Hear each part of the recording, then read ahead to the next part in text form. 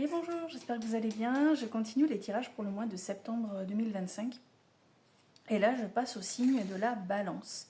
Donc comme je l'ai fait pour le tirage précédent, j'utilise l'oracle des miroirs pour déterminer les énergies très générales qu'on peut rencontrer dans le mois de septembre.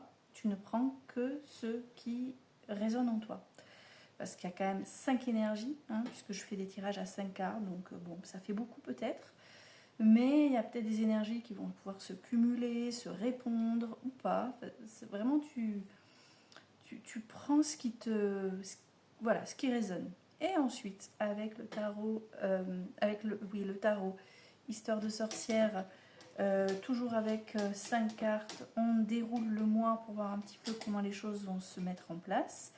Et on utilisera enfin l'oracle Disney pour déterminer ton profil pour le mois de septembre. Alors c'est parti, j'ai mélangé les cartes, elles sont tombées à l'envers évidemment, comme ça on les découvre ensemble. On y va. Avec l'oracle des miroirs, on commence avec l'énergie de la projection. Alors la projection évoque ce que tu projettes sur les autres. Alors, projection, c'est ce que toi tu projettes sur les autres, ce que les autres aussi attendent de toi. C'est tout ce qui est lié à la projection. Donc ça peut être positif comme négatif, c'est-à-dire que tu peux te projeter sur quelque chose de nouveau parce que tu démarres quelque chose. En plus sur le mois de septembre, c'est vrai qu'on démarre, on commence une nouvelle année scolaire. Peut-être que tu déménages aussi, que tu commences une nouvelle vie et du coup tu es dans la projection là encore. Mais ça évoque également ce que les autres peuvent attendre de toi. Si tu, je sais pas, imagine tu commences un nouveau boulot par exemple. Voilà, on est dans la projection, dans le regard que l'on porte sur l'autre ou que les autres portent sur nous. On a également l'énergie dans un second temps. Hop, ça ne veut pas se décoller de la table. Tranquillité. Ok, tranquillité, ça veut dire qu'on va chercher quand même à se ressourcer, à se poser. Si tu démarres quelque chose de nouveau, peut-être que ça va t'apaiser aussi, te tranquilliser, te rassurer. Il y a cette notion d'être rassuré, apaisé, un peu comme ce que beaucoup de gens ressentent finalement au moment de la rentrée scolaire. Allez hop, on redémarre une nouvelle année, donc il y a une énergie juste avant de stress, plein de choses à préparer, plein de choses à faire, et une fois qu'on y est, ça y est, on retrouve des habitudes. C'est ça, c'est la notion de retrouver, de se poser dans des habitudes. Troisième énergie, la jalousie. Donc soit c'est toi qui la ressens, soit c'est quelqu'un qui la ressent vis-à-vis de toi. On est sur donc tout ce qui est lié à l'envie. La jalousie, c'est envier les autres, être envié, se comparer aussi. On va essayer on va voir ça après avec le tirage des sorcières.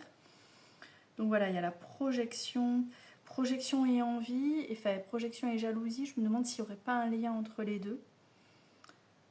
Peut-être que tu sais pas, qu'il y a des nouvelles personnes autour de toi et tu vas être observé et envié.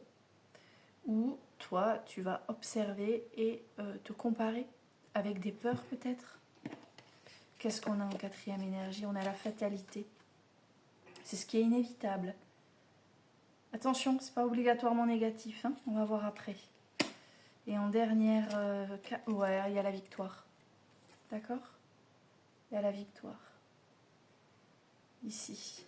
Donc, ces énergies très générales, il y a vraiment l'idée voilà, comme je disais, de projeter des choses sur les autres ou les autres qui projettent sur toi. Bon, en même temps, il y a quand même une émotion d'apaisement, de tranquillité, de repos. Attention quand même à tout ce qui est envie, jalousie, comparaison, qui peut peut-être du coup déclencher quelque chose qui était assez inévitable. Une dispute peut-être, tout simplement, enfin, même si c'est pas méchant, ça peut être des frictions. Mais il y a la victoire derrière, pour ce qui te concerne. Alors on va aller regarder avec les histoires de sorcières. Qu'est-ce qu'on a? Et voilà. Alors sur la projection qu'on a eue tout à l'heure, on a la carte de la tentation, la carte du diable. Donc ici, peut-être qu'en fait, on t'explique, on veut te montrer que tu projettes trop sur les autres, tu projettes beaucoup sous des couleurs, je dirais, de tentation, de séduction, de manipulation.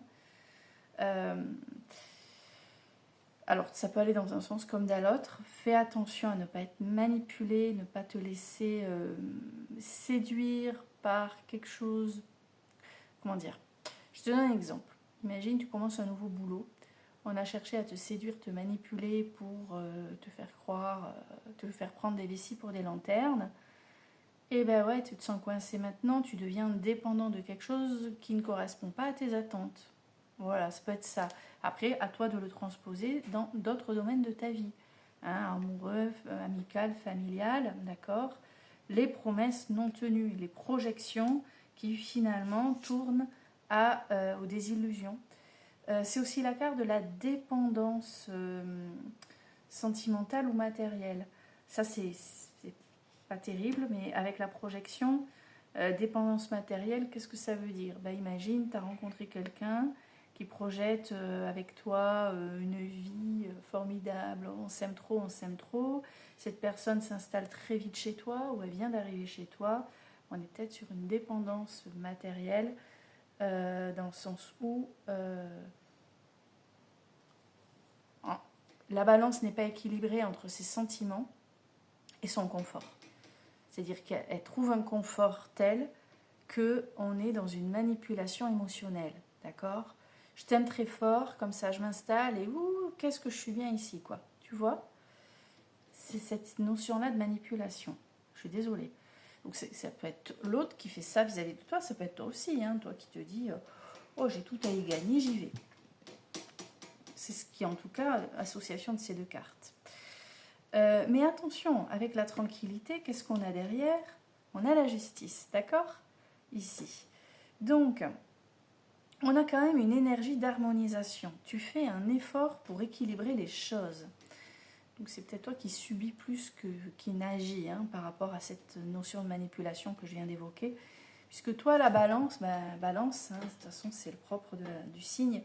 Toi, tu vas quand même chercher à harmoniser les choses, tu vas faire des efforts, tu vas quand même chercher, parce que tu y trouves ton compte aussi, tu arrives à harmoniser les choses et du coup te sentir apaisé, tranquille, quel que soit ton entourage, quelle que soit la situation, quel que soit le comportement des autres autour de toi. Donc on en vient à cette histoire de jalousie. Peut-être que tu subis cette jalousie bien plus que tu ne la ressens. On avait ça tout à l'heure. Qu'est-ce qu'on a en dessous? Et bien voilà, la grande prêtresse. On avait la justice juste avant, la grande prêtresse ensuite. Donc toi, tu es dans un self-control qui est quand même fort. Tu es bien, c'est bien. C'est-à-dire qu'il y a la jalousie, tu es envié, ou peut-être que tu envies quelqu'un aussi.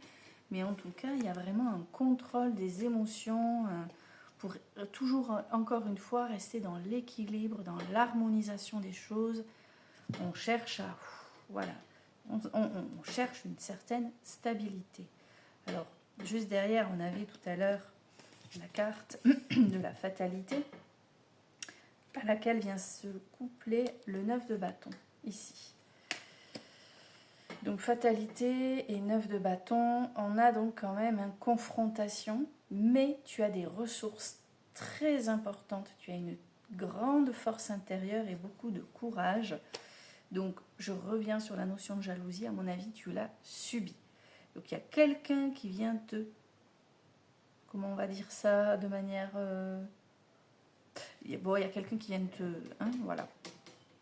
Et toi, tu es dans le contrôle, tu ne veux pas d'embrouille, tu ne veux pas créer d'animosité, tu ne veux pas d'histoire. Voilà, et tu contrôles ça fortement, vraiment bien, pardon. Puisque avec la carte de la victoire, on a bien compris que tu t'en sors de manière magistrale, tu as su équilibrer tout ça, tu es dans l'accomplissement, la réussite. Et on a, waouh, regarde ça, le chevalier de bâton qui est le courage, la fougue. Donc, avec ces deux dernières cartes pour le mois de septembre, victoire et chevalier de bâton, on est vraiment vers une libération. Tu te libères de quelque chose. Donc, on avait quand même commencé avec cette carte forte, hein, qui est quand même symbole de manipulation, avec la projection. Je pense que tu vas te rendre compte que tu t'embarques dans un truc tendu et tu vas t'en sortir très bien. Méfie-toi donc de potentielles manipulations, manipulateurs, manipulatrices autour de toi. On va aller voir avec l'oracle. Oh non, tomber de l'autre côté. Bon, attends, je te mets sur pause 2 secondes. Et me revoilà. Donc, on va demander à l'oracle Disney une petite carte qui va représenter la balance pour le mois de septembre 2025. Allez, on est bien. Non, là j'en ai 2. Oula, la lumière est... on est mieux là, non? Allez, une carte pour la balance 2025. Bon, il y a une rencontre décisive. Il y a une rencontre décisive qui va peut-être favoriser cette victoire qui arrive à la fin du mois, parce qu'on est sur une rencontre qui est quelque chose de positif, regarde. On va aller regarder dans le petit livret qu'est-ce qu'on nous dit, qu'est-ce qu'on nous annonce. Ah, j'ai l'impression comme si tu... Ouais, comme si... Je sais pas si tu changes de... Après, changer de boulot, quoi, pas forcément. Il suffit d'une personne en plus ou en moins, hein, des fois, pour bousculer une ambiance. Lorsque Lilo rencontre Stitch, un extraterrestre venu d'une autre galaxie, elle le prend pour un chien et elle veut l'adopter, malgré les réticences de sa sœur aînée. Stitch a beau être étrange, Lilo sent tout de suite qu'ils sont faits pour s'entendre et elle a raison. Si vous avez tiré cette carte, vous allez bientôt faire, vous aussi, une rencontre importante. Que ce soit dans le domaine personnel ou professionnel. Il faudra veiller à repérer les signes et à suivre votre instinct. Ne laissez pas passer votre chance de découvrir une nouvelle personne car vous pourrez vous apporter mutuellement beaucoup de choses. N'oubliez pas que si certaines rencontres sont évidentes, d'autres le sont moins. C'est ça. Peut-être que la rencontre, elle va pas être évidente. D'où la projection, peut-être. Tu vas te dire, c'est qui ça? C'est quoi ça? Ouais, c'est quoi cette ambiance? Tu sais, au début, tu vas... Arrête, essaie de faire taire ton mental et fais ressurgir ton instinct.